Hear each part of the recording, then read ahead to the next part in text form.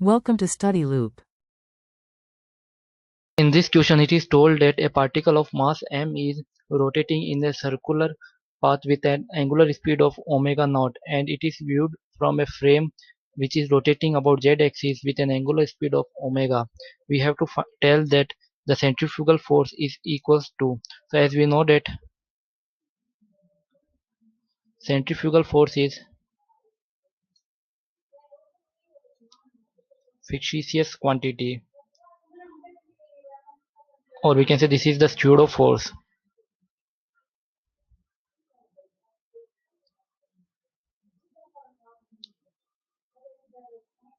in a rotating frame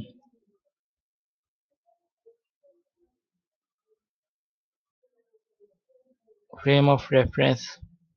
So we can say that for a frame of reference that is rotating with an angular velocity omega, the centrifugal force is given by, that is, F is equals to, this is m omega square into r. Now in this case,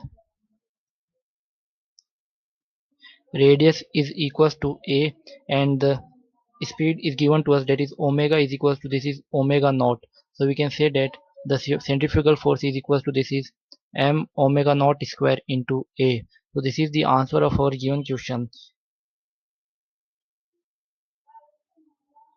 So for that, option A is the correct choice.